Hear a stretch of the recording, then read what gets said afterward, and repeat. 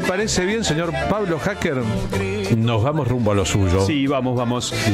Los datos duros de la economía. Los datos duros de la economía. Estábamos mirando en el corte un informe que están dando en un canal de televisión sobre el tour de sobras en el mercado central. Perdón, el tour de sobras. que hay gente que va a Hacer tour para buscar las sobras del mercado central, ¿no? gente que revuelve en las cosas que en el mercado central ya no pueden venderse. Exactamente. Y Los desperdicios de la verdura y la fruta serían, ¿no? Exactamente.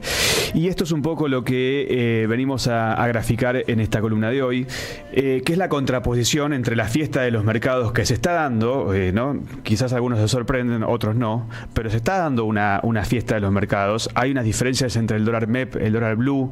Ustedes ven que el dólar blue parece como bajo,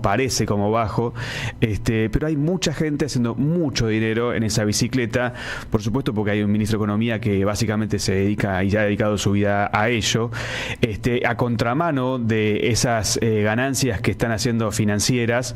Hay informes, en realidad todos los informes son muy negativos en cuanto a la economía real. La diferencia, por lo menos en lo que yo encontré esta semana, que surgió a partir de una nota que publica Página 12, que una consultora que es muy cercana al presidente Milei, que se llama 1816, y que no suele tener, digamos, críticas hacia el gobierno libertario o anarcocapitalista, como lo quieran llamar. Narcocapitalista. Claro, que en realidad, porque uno le repregunta o le pregunta, yo he hablado estos días con gente, he tenido el gusto, el placer de hablar con libertarios, ¿cuál es el plan? Y luego del déficit no te dicen nada, ¿no? O sea, déficit cero, ese es el plan, no hay plan pero para matando nada. al pueblo argentino. Y entonces, o en todo caso no se puede verbalizar el plan, porque si no lo verbalizaron, creo que hay un plan. Es el exterminio del peronismo, es sus líderes presos, es que todo aquello que pueda ofrecer resistencia al modelo de dominación imperial sea acusado de soez, de obsceno, de mala gestión, etcétera. Es un plan que en el 55 se llevó adelante, que muchas veces hemos visto en la Argentina. Lo que pasa es que Argentina es un país de resistencias. Exacto, que el sueldo se pauperice, ¿no? Yo creo que es central que los trabajadores seamos baratísimos para cualquier empresa. Recuerden que cuando comenzó la dictadura militar en la Argentina se había llegado en el gobierno peronista 73-76, es lo que escribe Rodolfo Walsh en la Junta Abierta, la Junta Militar, a una repartija de la torta que equivalía al 50 y 50, el 50% para los trabajadores, el 50% de los empresarios, a pesar de López Rega, de Isabel, de la AAA, la paridad, claro, a pesar de que eso era también parte de la vida pública, del asesinato del padre Mujica, del asesinato de Ortega Peña, etcétera, etcétera, la Argentina había llegado a una división de la torta entre los que producen y los que ganan con los que otros producen. Y la deuda externa de Argentina era 7.000 millones de dólares. Cuando terminó la dictadura militar, la deuda externa, que nunca se investigó, era de 35.000 millones de dólares y la torta había variado al 70 y 30. Así de sencillo, así de fácil. Sí, algo que se puede, hay muchas cosas que se pueden hacer paralelismos entre el modelo económico de la dictadura y luego el modelo económico de Macri y el actual, es justamente el endeudamiento externo cada vez más oneroso y cada vez más imposible de pagar. Sin embargo, el presupuesto 2025 lo que dice que el único objetivo que tiene es pagar la deuda externa, garantizar eso a costa de todo. Pero esta firma, 1816, que como les comentábamos, es una firma muy consultada en la City, sobre todo por los empresarios, son esas, para quien no está tan al tanto, los informes se reparten entre quienes toman decisiones en empresas a ver qué hacen o no, qué hacen con el empleo, con compra de, de bienes de capital. Y lo que viene diciendo es que el septiembre que vivimos, que acabamos de vivir, es el peor desde 2019, contando también en los años de pandemia, ¿no? O sea, en pandemia tuvimos mejores números de lo que está sucediendo ahora. Todos los números están en rojo. Como les adelantábamos antes, hay 2 o 3 que aparecen como pequeñas lucecitas, digamos, no digamos verdes, amarillas. Por ejemplo, el patentamiento de autos. Yo conversaba con gente del sector para hacer esta columna, me contaban que la fuerte sospecha, porque son las charlas que se tienen con los clientes, es que es la gente que blanquea ese dinero con el blanqueamiento, que es hasta $100.000. Entonces, bueno, también empieza a comprar, como decíamos muy bien Carlos antes, una propiedad pequeña, un auto, para después, digamos, volverlo justamente un bien tangible. Todo el resto de los números de la economía son muy, pero muy malos. Ya hemos hablado en varias columnas de el desempleo. El desempleo, según el gobierno, digamos, en los números del INDEC oficiales hablan de cerca de 130.000 puestos perdidos, que por supuesto es un número que yo no creo, lo voy a decir, no lo creo. Además, eso es solamente el empleo registrado, o sea que es mucho mayor, pero además también está para ver todas las encuestas, entre ellas la que hace Proyección, la que hace Analogías, todas las encuestas del signo político que quieras decir, te están mostrando que la preocupación se dio en cuanto a la inflación, y está en primer término el tema de perder el laburo. O sea, la gente está realmente muy, muy preocupada por eso, porque además, incluso teniendo trabajo, todo nos pasará a nosotros mismos, a nuestros amigos, que no se llega a fin de mes. Entonces, a ver, vamos a decir algunos numeritos. En el tema de la industria de los metales, por ejemplo, el 50% de las máquinas están frenadas. O sea, 5 de cada 10 máquinas no están operando.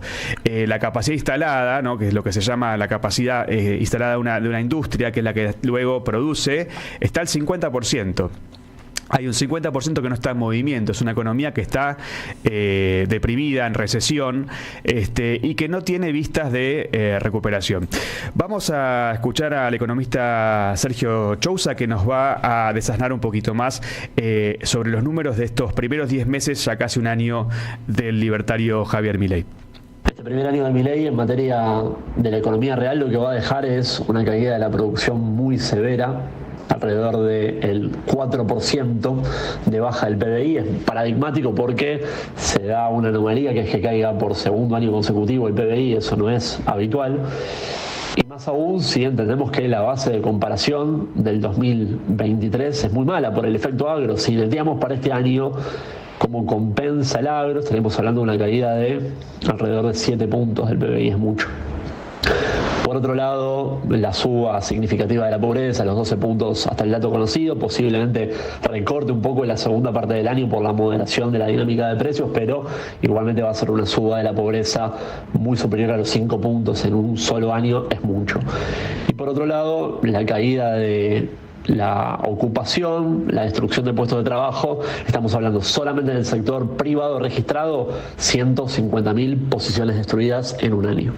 Bueno, 150.000. Yo había dicho 130.000. 150.000. 150.000 es lo registrado por el INDEC.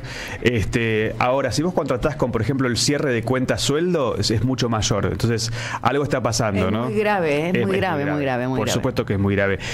Y la UIA, que muchas veces guarda sus críticas, porque ningún industrial puede decir que le está yendo bien en este momento, guarda sus críticas. Bueno, ungieron un presidente y no se pueden retractar de la mala decisión. Claro, no pueden decir, ya, lo que pasó.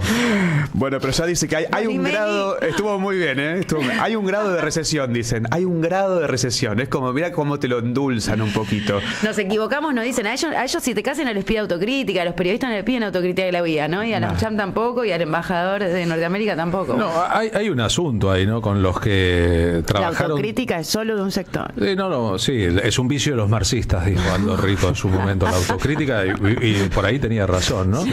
Pero digamos, hay un asunto de una parte importantísima de los sectores de poder, incluyo a la comunicación, sobre todo a Corea del Norte en la comunicación, pero también a Corea del Sur en la comunicación, ¿no? A Corea del Centro y Corea del Sur, sobre todo, y en las grandes empresas, etcétera, que apostaron tanto a la destrucción del modelo político vigente que terminaron generando un monstruo que se les fue de las manos. Sí. Entonces ahora todos dicen, mirá lo que pasa, fíjate, ¿no? Veo a esos comunicadores, por ejemplo, en las redes sociales, completamente espantados, como si no fueran ellos corresponsables, o como queriendo anticiparse a decir, yo no tengo nada que ver. Es cuando empiezan a... La verdad sacar... que tuvieron un montón. Adelante, radicales. Es como cuando empiezan a sacar, ¿no?, los pies del plato diciendo, yo no lo puse ahí. Bueno, pero vamos a escuchar a Sergio en este segundo audio, Sergio Chousa, economista, para hablar un poquito del lado financiero, porque mientras contamos estos números reales, hay algunos que están haciendo muchísima plata.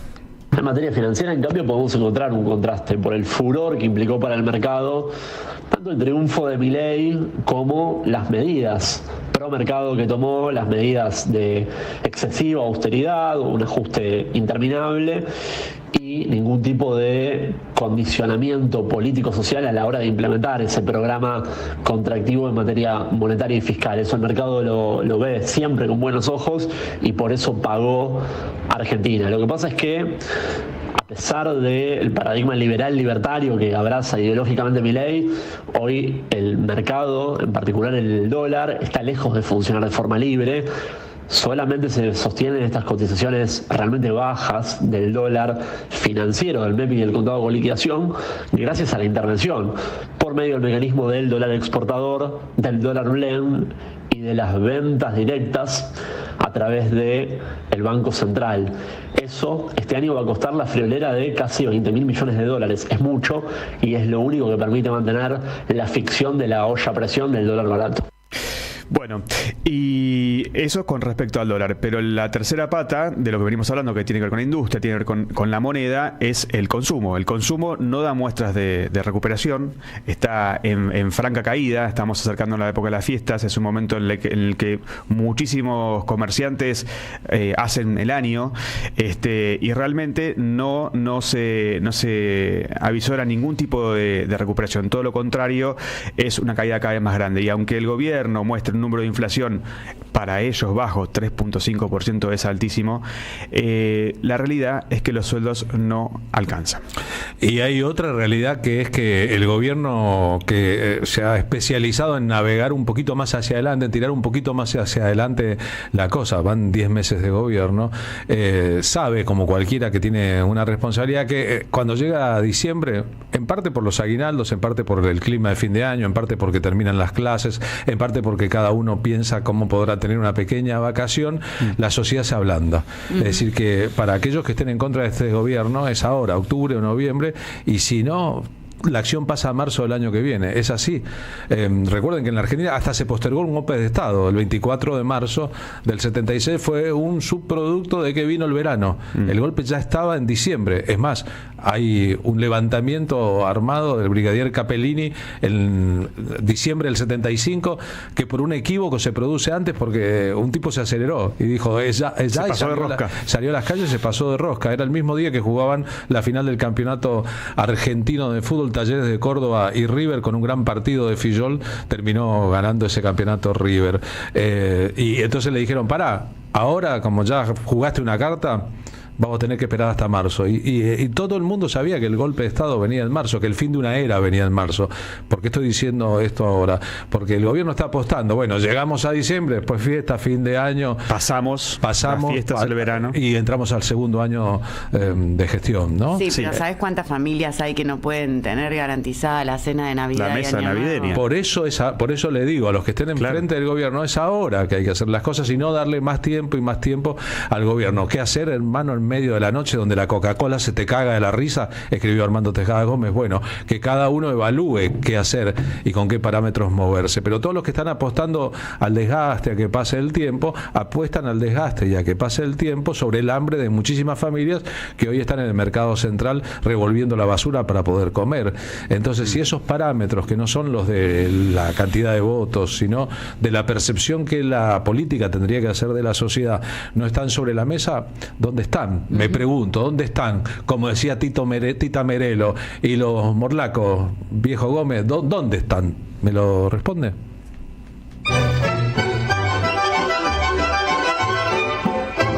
Siempre